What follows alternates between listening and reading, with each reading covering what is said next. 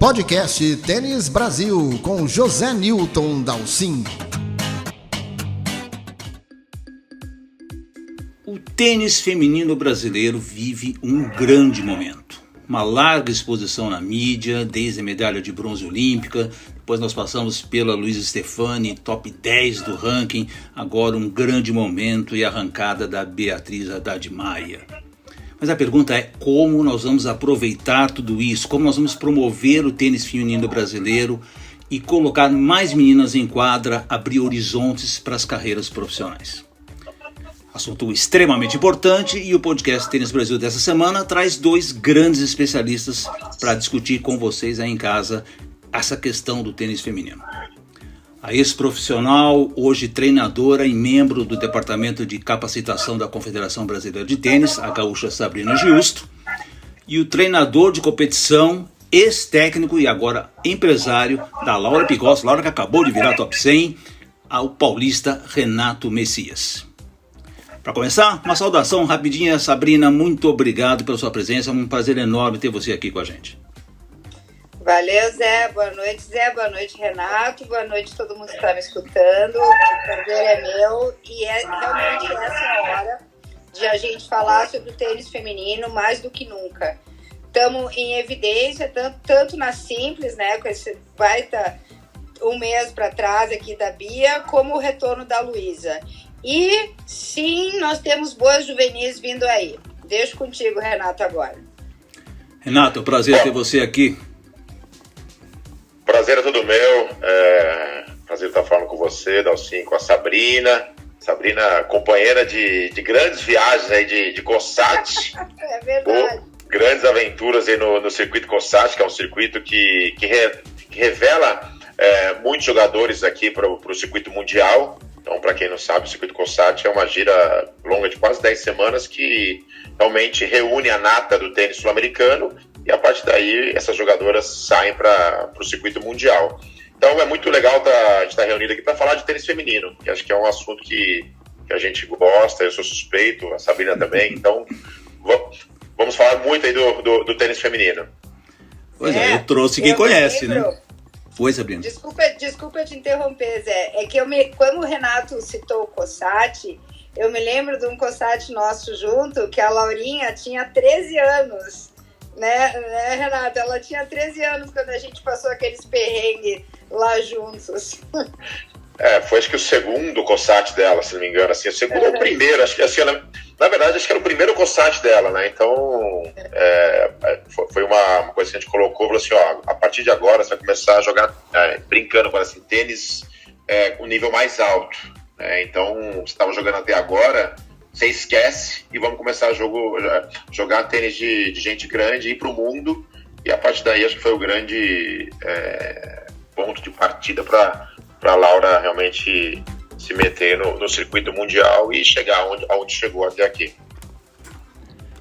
Sabrina, deixa eu começar a discussão aqui com você, até porque você viveu na pele, né? Você foi tenista juvenil, uma excelente tenista juvenil, tentou sua carreira profissional.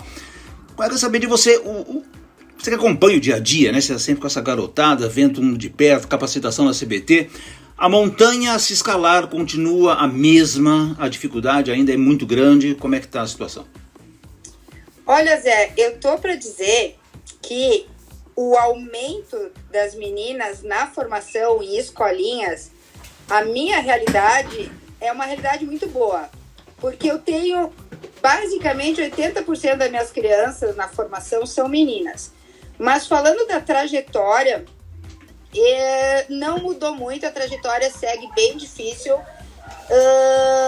Tô para te dizer que até é um pouco mais complicado pelas regras novas da WTA de se fazer ranking, que também tem o ranking de transição agora, que existem vagas tanto nos Challenge como em Futures, né, para as melhores da ITF. Estamos com menos torneios femininos na América do Sul. Na minha época, quando eu atingi o meu melhor ranking 170, esse ranking eu não conseguia jogar mais na América do Sul. A gente tinha uma série de 6 torneios Futures que abrangia até o ranking 300, mais ou menos. Mas quando eu baixei de 200, aí o buraco é mais embaixo, a gente tem que jogar fora. Mas esse ano, e desde que a WTA mudou as regras, assim, eu acho que tá bem complicado para as meninas conseguirem dar um pulo maior. Porque com o ranking que elas têm ali, 300, coisa assim, elas estão meio no limite que fica entre Challenger e entre Future. E elas têm que sempre estar fora e às vezes outros continentes. Então tá bem caro e cada vez mais caro jogar tênis e escolher a carreira profissional. Então não vejo muita diferença. A dificuldade é grande e o melhor tênis segue sendo no hemisfério norte. Renato, você tem uma importante equipe de treinamento, você trabalha diretamente com as meninas que estão ali sonhando com uma carreira. Então conta pra gente o que é que você sente que falta a elas, o que é que vocês vivem nesse dia a dia. Bom, o que a Sabrina falou, né? A nossa realidade aqui também na Play Tennis, por incrível que pareça, eu tenho muitas meninas treinando. Eu tenho quase que 50% do meu treino são mulheres.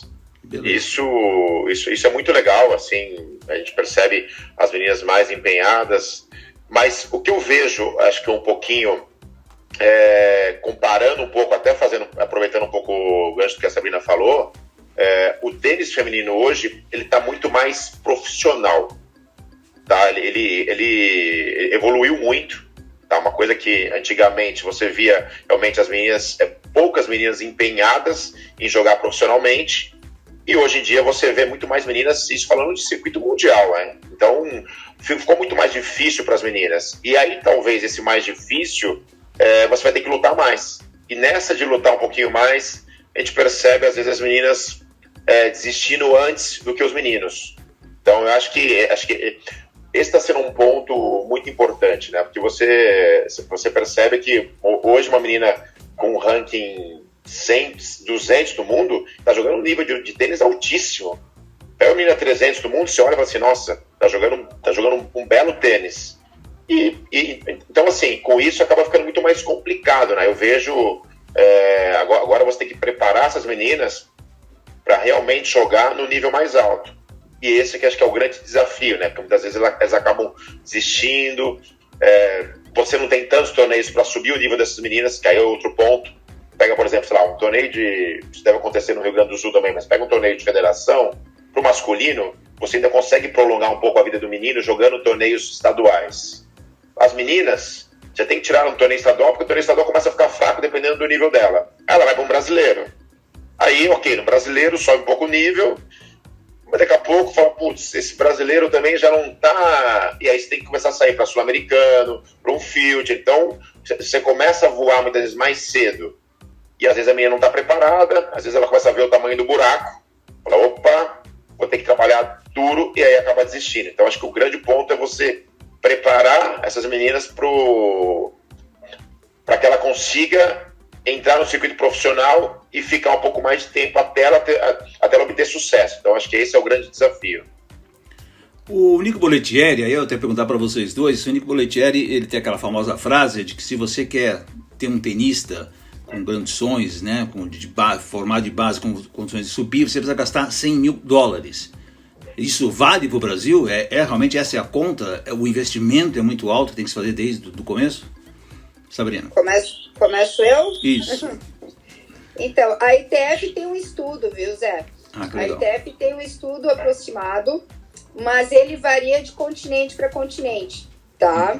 Que na fase de transição, que pega os 2 últimos anos de juvenil para os futures, por ano vai ser $60 mil. Mas é óbvio que varia de continente para continente. Um europeu, um americano vai gastar menos que um sul-americano, né? Sempre nós, então, né? Sem dúvida. Então isso é um estudo da ITF, né? Eu, como membro do departamento de capacitação, a gente tem acesso a esse tipo de informação. E esse é um dado, além de pegar o que o Renato falou, que realmente o nível está altíssimo, a gente tem muitas meninas jogando muito bom tênis abaixo dos 300, o calendário feminino, numa semana, tu tem um evento, no máximo 2 eventos naquela semana. No masculino, numa mesma semana, tu tem mais eventos. Então, dilui o número de participantes e de jogadores. No caso, no feminino, se concentra todo mundo no evento daquela semana. Então fica extremamente duro. E esse valor a ser investido é um ponto que bota as meninas e familiares a pensarem já ali nos 19, 20 anos. Se a carreira não engatou, aí é que nem o Renato falou, como é que a gente vai achar motivação para manter essa menina ali, né? Tem os dois lados aí. Em relação aos valores, Zé, é bem por aí mesmo.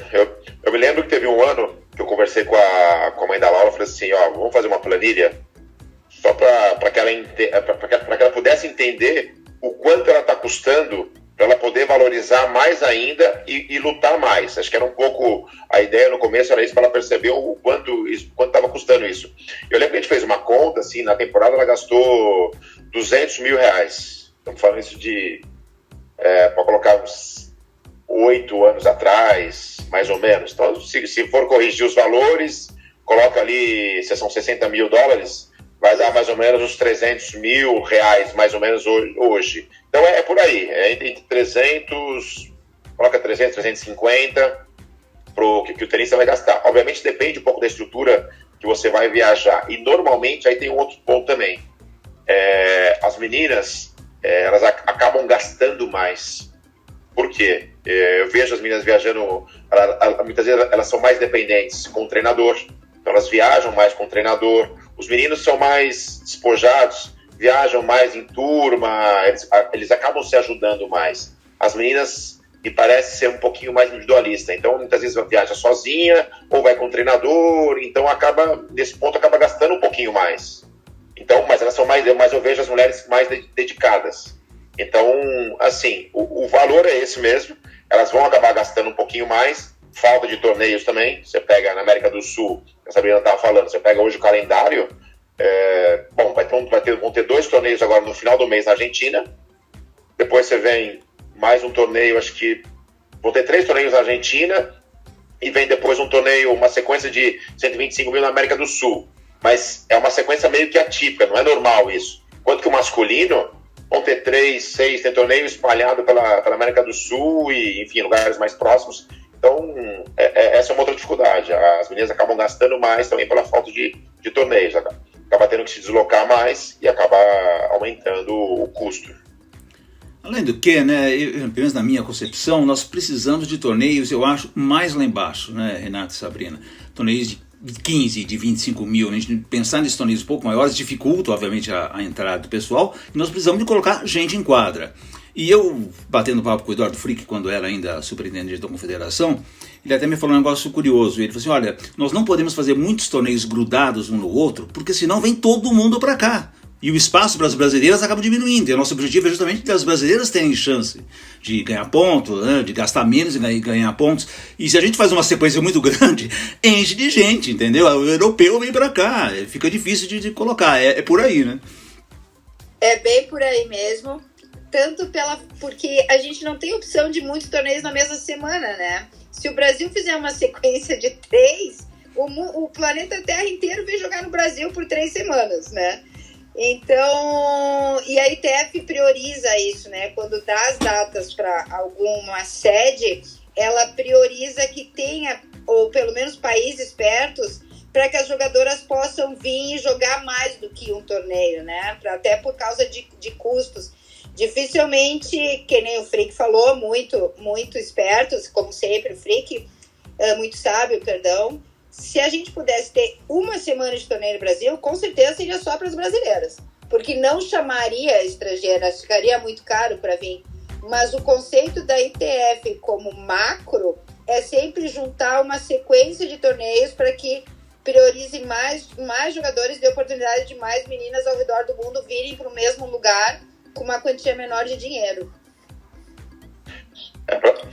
Para vocês terem uma ideia, a última sequência que teve uma sequência foi em julho, se não me falha a memória. No começo desse ano, fizeram 3 torneios ou 4 torneios aqui, foram 2 na Ípica, aqui de Santo Amaro, isso. Um em Piracicaba e um em Curitiba. Foram 4 torneios. Para você ter uma noção, a partir da 3ª semana tinha europeia indo embora. Ela falou assim, nesse nível de tênis, eu jogo na Europa. eu vim aqui para a América do Sul para jogar um nível um pouco mais baixo para somar pontos. Isso palavras de vários treinadores que foram embora. Tinham duas francesas que falaram assim, não, a gente vai embora. Nesse nível a gente joga na França. Ou seja, o torneio ficou muito forte, que eram 4 torneios futures de 15 mil, eles juntaram 4 semanas seguidas e o pessoal veio para cá. Ou seja, o dólar favorece, o clima favorece, ou seja, tudo favorece. Os torneios aqui no Brasil são muito bem organizados. São torneios, um torneio de 15 mil aqui parece um torneio de 50 na Europa. Então o pessoal vem para cá ver aqui bancada no torneio, quadra toda desenhada. Isso aí deixa o torneio muito mais legal. Comida boa, tem transporte. Então eles vêm para cá e falam, nossa, que torneio legal. E aí, propaganda é a alma do negócio. O pessoal fala assim, os torneios do Brasil são torneios legais. Aí o pessoal vem para cá, diferente, fala assim, vou pro Egito. Vai pro Egito? Legal, são 50 semanas de torneio lá. Mas é vento o ano inteiro, as quadras são quadras ruins, não tem banner nas quadras, é um juiz errando, juiz ruim, eliminação ruim, ou seja, você vai para o Egito, tem certeza que é para o Egito, o pessoal já sabe, agora vem para o Brasil, é uma festa, né? Então isso acaba muitas vezes dificultando a vida das brasileiras quando tem esses torneios seguidos. Quando tem torneio isolado, como foi, por exemplo, no Rio de Janeiro, foi um torneio legal, porque acabou...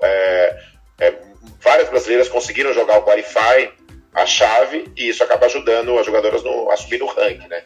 Então é uma estratégia que tem que ser ajustada para as sul-americanas, para que elas consigam pontuar mais e aí subir no ranking, consequentemente. Deixa eu recuar, porque eu acho que tem uma discussão importante também, que é como a gente trazer mais tenistas, aí nosso caso hoje aqui falando das meninas, como nós colocarmos mais gente, mais meninas na quadra, né? O tênis tem esse problema de criar uma base maior, mais sustentável, né? Eu sinto essa dificuldade e isso é historicamente problemático no Brasil, né? O Renato tem um instituto também de base, né? de projeto social muito forte também, né, Renato? E eu lembro que o Mauro Menezes me contou que o instituto dele, Próxima Geração, aqui em São Paulo, quando ele lançou o instituto, né, que era a inscrição aberta, escolares e tal, 70% eram meninas, né? E ele se surpreendeu com isso, porque a gente estava habituado que o circuito feminino sempre é um pouco menos chamativo do que era o masculino. Então, como é que nós fazemos? Qual é o mecanismo que a gente pode adotar para facilitar a entrada das pessoas no tênis e principalmente das meninas? Deixa eu responder essa primeiro, Sabrina, até para aproveitar o gancho. Acho que são duas coisas. A primeira delas, agora apareceu, felizmente, vários institutos que estão trabalhando na base. Eu acho que assim, no Sul tem bastante, aqui em São Paulo você citou o do Mauro. A gente, inclusive, nos últimos 2 anos, criou um torneio de institutos, torneios que já participaram mais de 10 institutos, e sempre com participação de 200, 250 crianças, e a gente consegue, inclusive, trabalhar bastante com as meninas. Mas, para você ter uma noção, eu acho que o grande ponto de partida para o tênis brasileiro teria que ser nas escolas. Tá? É ir para as escolas, base nas escolas. Mas as escolas não têm quadra. Tem quadra poliesportiva. E acho que assim, a base que a gente está fazendo, inclusive assim, a gente está com um projeto lá no meu instituto, que é o Lagus, que é assim, tênis nas escolas. A gente fez um projeto esse ano para atender as escolas. Então a gente capacitava o professor, depois nós dávamos uma clínica na escola, e a gente pegava esse material que a gente comprou e doava para a escola. Então a gente fez isso já, a gente está na última etapa agora, mês de outubro, então, ou seja, ali na região do Vale do Ribeira, que é uma região que tem o IDH super baixo, e a gente conseguiu atingir 1.500 crianças. Eu vou te falar que mais da metade meninas. Aí você falou assim, o Mauro se surpreendeu com as meninas, porque o tênis, o futebol, ele é mais popular nas classes mais baixas. Então, quando você fala futebol, os meninos jogam. Quando você fala de tênis, muitas vezes as meninas acabam se identificando mais, ou com o vôlei, ou de repente com o tênis, com o handball. Então eu acho que o grande ponto para a gente é trabalhar na base. A Sabrina, que faz parte do Departamento de Capacitação da CBT, a CBT já vem tentando trabalhar isso há muito tempo, e eu acho que esse vai ser o grande ponto que a gente pode mudar. Ou seja, se você apresentar o tênis lá na base para muitas crianças, milhares de crianças, o que vai acontecer? algumas vão se identificar e falar assim, opa, quero praticar tênis. Aí depois, para onde que vai? Aí vai procurar um clube, uma academia, uns projetos sociais. Você começa, de repente, a ter quadras públicas. Não temos muitas quadras públicas. Não temos, realmente, mas você começa, pelo menos, a dar a chance da pessoa sonhar com outro esporte que não seja só o futebol. Show. Eu vou pegar pelo outro lado, porque o Renato falou dos projetos sociais que realmente, graças a Deus, estamos num grande número e como ele falou, a gente tem muitos aqui no Sul, inclusive na minha cidade, mas a minha realidade hoje, eu sou voluntária num projeto social, mas eu trabalho numa cidade de um dos maiores IDHs do Brasil, né? A gente trabalha na parte do Rio Grande do Sul, a Serra aqui, que a gente concentra quase 70% do PIB gaúcho é na área onde eu trabalho. O meu clube é um clube de classe média alta. Mesmo assim, a parte de formação da manhã, que é as crianças de 10 anos para baixo, no meu caso, que eu sou a única mulher a trabalhar com formação e competição no clube, né? Eu tenho, realmente, mais de 70% são meninas. E o fato de o tênis chamar a mulher por se identificar com o esporte, porque é um esporte gracioso, né? Só a vestimenta do tênis já chama mais para o feminino. Então, as minhas meninas vão jogar tênis porque os pais têm dinheiro para pagar o clube, porque têm dinheiro para comprar uma boa roupa e se identificam muito mais do que qualquer outro esporte, que nem o Renato falou. Daí, elas darem o pulo para a competição, não são todas, porque elas priorizam escola, elas priorizam inglês, elas priorizam piano, elas priorizam robótica, e não é nem elas, né? Muitas vezes é a estrutura familiar que prioriza isso. Mas na formação, eu vou ter, com certeza, daqui 10 anos, quer dizer, o meu clube vai ter uma geração de mulheres de 18, 19 anos jogando tênis, jogando um bom tênis. Daí a competir, elas vão ter que abrir mão e os pais entenderem que para elas jogarem um bom nível, vão ter que abrir mão, às vezes, de ter que faltar uma prova numa sexta, que muitos não abrem, né? Porque a nossa formação europeia aqui, ela é dura, o estudo vem em primeiro lugar e o poder aquisitivo aqui puxa por esse outro lado. Né? Nós de formação italiana, aqui de origem italiana, dificilmente o italiano vai dar ponto sem nó, né? Ele quer uma coisa mais segura e ficar apostando a filha amada dele num futuro incerto ainda não é a cara de uma pessoa aqui na minha realidade. Mas sim, a quantidade de meninas jogando tênis hoje é enorme, inclusive com fila de espera. Ô Zé,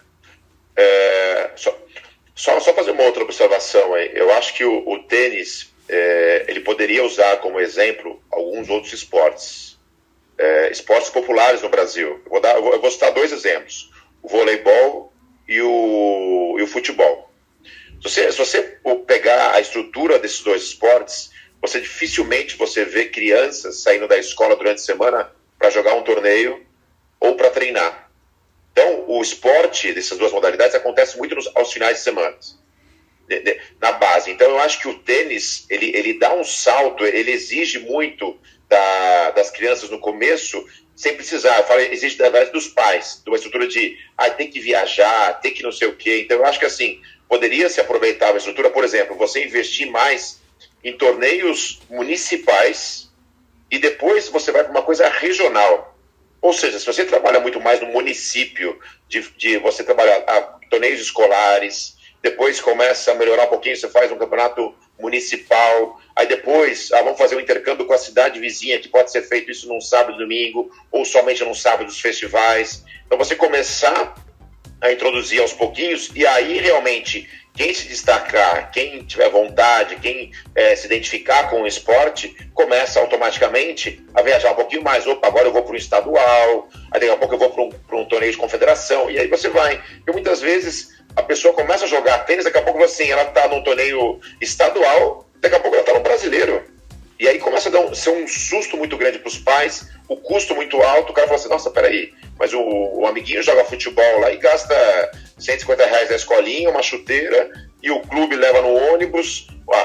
Eu dou um bom exemplo, a minha filha joga voleibol hoje profissionalmente, mas lá atrás eu deixava ela no clube, o clube levava ela para jogar com o time, tinha alimentação, tinha tudo.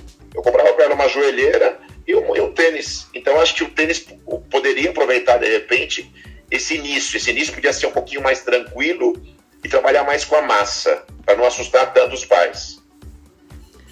Você citou o exemplo do vôlei, Renato, e é uma coisa que eu insisto há 30 anos, né? Desde o Nelson Anastácio, eu falo isso para ele e para todos os dirigentes com quem conversei, né? E Raul Silento aqui em São Paulo, que eu acho que o tênis tem um defeito grave e que ele não prospecta talentos. Ele é reativo, ele espera aparecer alguém espetacular, aí ele vai lá e investe nesse cara, nessa menina, nesse potencial. E nós vimos aí ao longo desses últimos, só para pegar exemplos bem recentes, que os melhores tenistas brasileiros vieram do Ceará, com o Thiago Monteiro, vieram do Alagoas, com o Thiago Fernandes, vieram de lugares que você tradicionalmente não tem uma grande estrutura e não tem uma visibilidade grande como o caso de São Paulo e Rio Grande do Sul.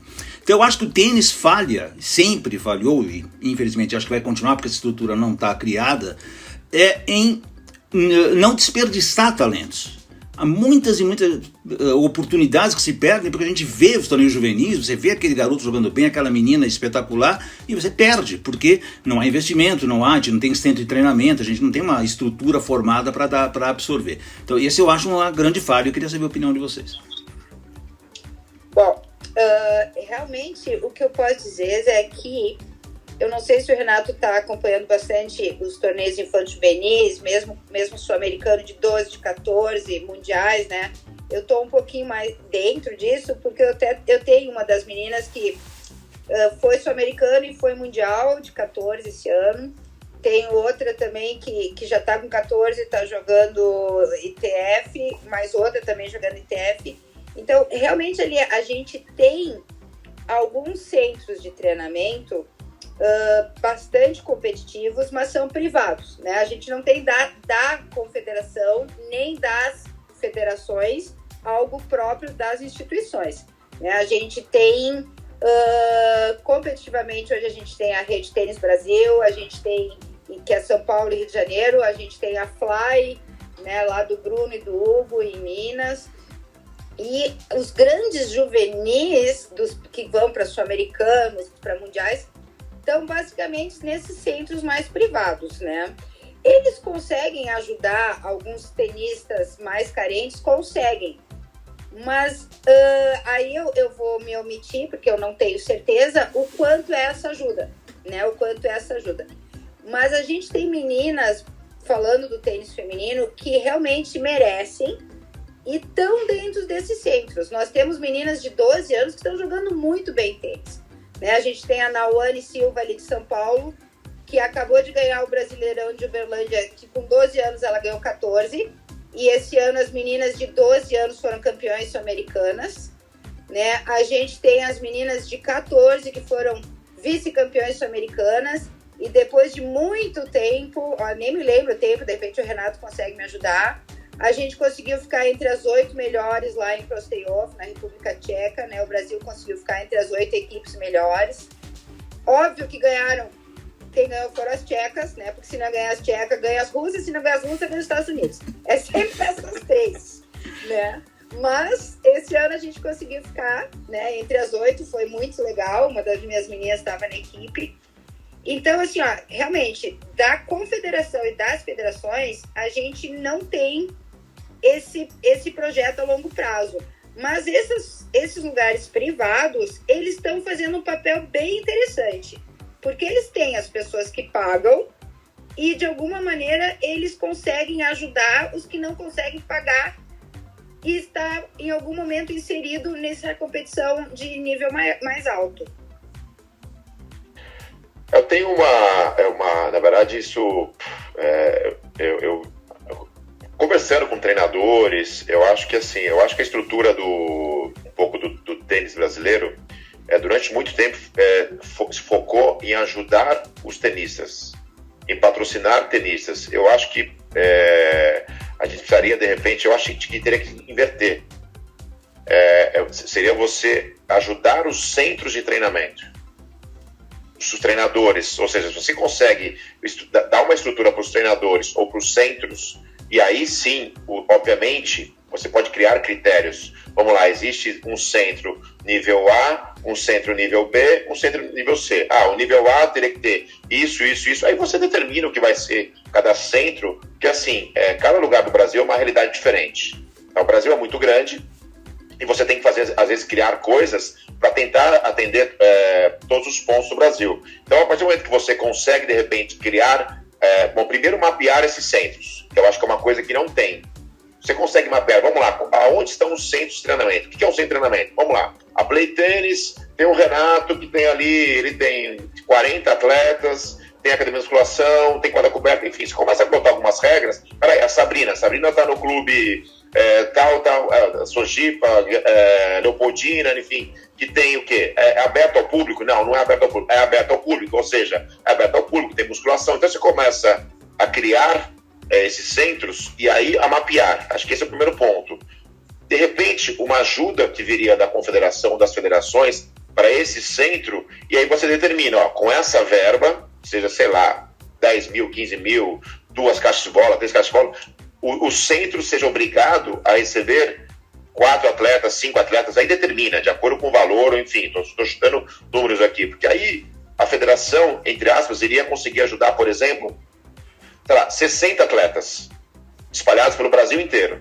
Tem 60 atletas que de repente vão receber esse treino de graça, essa estrutura que tem no centro. Depois você vai fazer relatórios mensais, para ver se o atleta também ele cumpre com as obrigações. Se ele começa a avacalhar no treino, você manda embora, vem outro na fila. De repente, você estruturar o garoto com treino, com um bom treino, e aí de repente, sei lá, ganha algumas viagens, aí o pai passa a bancar com viagem, enfim.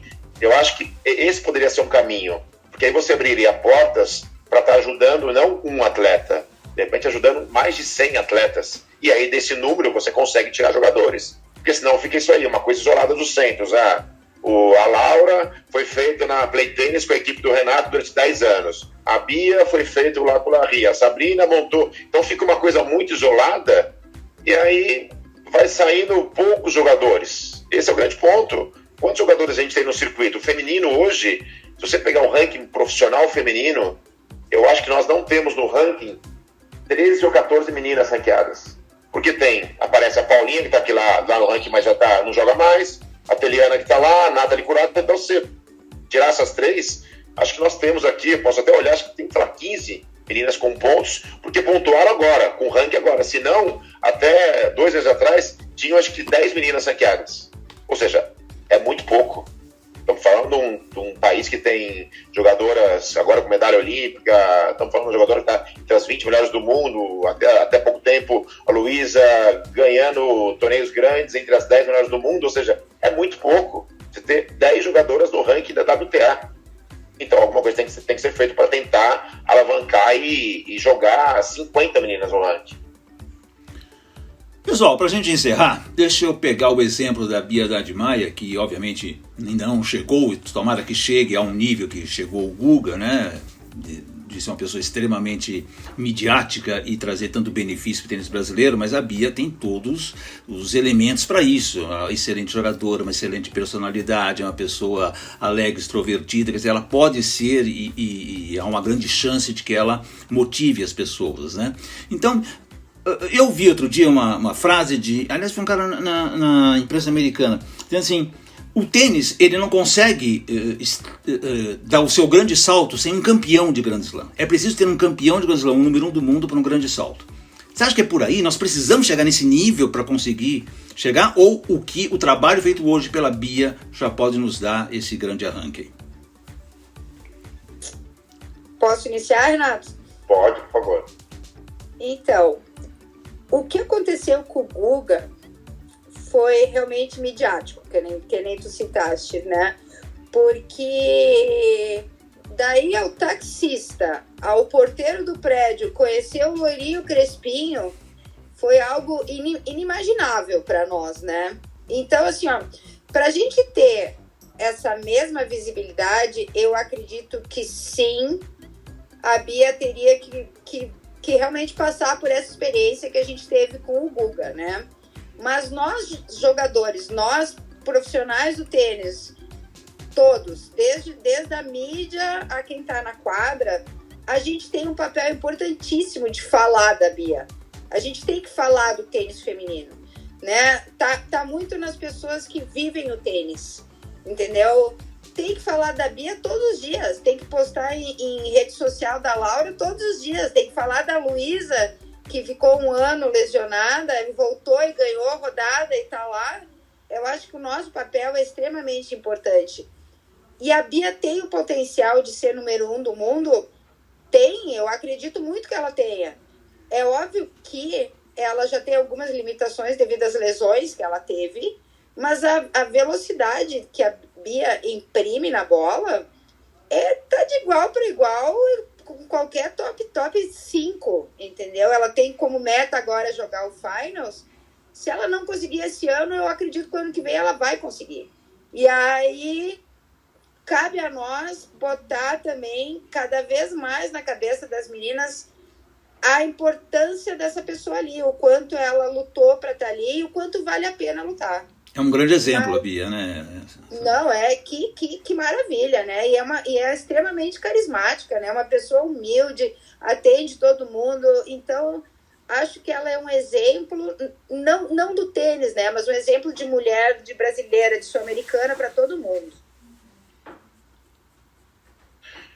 Bom, em relação ao que você falou, acho que precisaria de um grande slam para incentivar o tênis brasileiro, obviamente que o Grand Slam sempre vai incentivar, e o Guga foi um exemplo disso.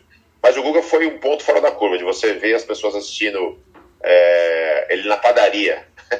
No jogo do Guga, isso aí foi fora, realmente foi um fenômeno. Eu não sei se a gente estava tão carente de um ídolo e de repente ele chegou lá e ele conseguiu, com todo o carisma dele, transformar o tênis brasileiro. Eu acho que assim, não sei se nos dias de hoje, por incrível que pareça, a Bia ganhando um Grand Slam, se teria a mesma repercussão do Guga. Eu tenho minha dúvida, assim, tenho muita dúvida, porque as pessoas talvez não valorizem tanto, é muita informação hoje chegando. Para você ter uma noção, tem gente que confunde a Laura e a Luísa. Então a Laura Stefani e a Luísa Pigossi. Então, assim, a gente responde isso praticamente todos os dias, falando assim, nossa, a Laura Stefani. Eu falei, não, é a Laura Pigossi. Então, assim, tava nas Olimpíadas, que a mídia ali, todo mundo assistindo, aquela coisa de medalha, e mesmo assim, óbvio, deu uma boa alavancada no tênis feminino, mas eu ainda acho que é o dia a dia, esse trabalho de formiguinha, de ir colocando na mídia, divulgando todas as jogadoras, seja a Bia, a Luísa, a Laura, a Carol, a Sé e essa nova geração que está vindo, e expondo essas meninas nas mídias sociais, nos canais de televisão, programas de televisão, e obviamente que os resultados ajudam, isso eu não tenho a menor dúvida, mas acho que esse dia a dia pode de repente deixar o tênis feminino cada vez mais forte, e é uma puxando a outra, porque assim, a Luísa veio, daqui a pouco, opa, a Bia tá vindo também com chance de fazer no final de Grand Slam, daqui a pouco, opa, tem a Laura, opa, e vem mais uma, e acho que esse dia a dia, então acho que o tênis feminino, eu acho que vai ser diferente do masculino, ele vai depender mais uma ajudando a outra com os resultados, e a mídia ajudando vocês, obviamente você é um cara que faz referência pro tênis brasileiro em termos de notícias, que todo mundo procura, opa, tênis Brasil, vou entrar lá, vou olhar, ele busca informação. Então você é pioneiro nisso e sabe como funciona. Então, aliás, a gente só tem a agradecer pro Zé em relação a todo esse espaço que ele dá pro tênis feminino e pro masculino, pro tênis em geral. Então, acho que eu vejo um pouco por esse lado. Legal, minha gente. Quero agradecer demais a presença de vocês dois aqui. Papo muito bom. Ficaremos horas aqui discutindo os rumos do tênis brasileiro e das meninas. E eu acho, só para encerrar, que essa geração do tênis feminino, essa que está em quadra aí, com Bia, Laura, Luísa, são meninas muito unidas, né? São todos grandes exemplos de garra, de vontade, né? A Luísa e a Laura se formaram fora do Brasil, uma foi para a Espanha, outra foi para os Estados Unidos, sacrifícios, né? De ficar longe de família, ficar longe de tudo. A Bia, com todo esse histórico dela incrível de superação. Então, e além disso, elas são muito unidas, elas são muito amigas, coisa que a gente raramente vê no circuito feminino brasileiro aqui. Então, acho que tudo isso é positivo e nós temos que colocar a bola para frente, Obrigado, Sabrina Justo. Valeu, obrigado tu, Zé, por tudo que tu faz. Anos de amizade. Renato, um abraço para ti. Saudade dos nossos perrengues, das nossas risadas. Tá? Um abração para vocês, gente. Renatão, obrigado. Um abraço para você. Um abraço e um prazer sempre estar participando. E lembrando, só uma observação, lembrando que agora em novembro nós teremos a Billie Jean Cup, Argentina contra o Brasil, lá na Argentina. Então, torcer muito aí para as meninas para que elas tenham a chance de voltar para o grupo mundial e aí sim também colocar mais uma vez o tênis feminino na mídia. Então, torcer muito para as meninas. Sabrina, um abração, obrigado aí, saudades aí de contar histórias e vamos marcar. Quando vier para São Paulo, as portas estão abertas. O Zé já é freguês aqui, joga toda semana aqui, então ele eu vejo sempre, tá? Mas brigadão, Zé, pelo convite aí. Valeu! Este foi o podcast Tênis Brasil com José Newton Dalcin.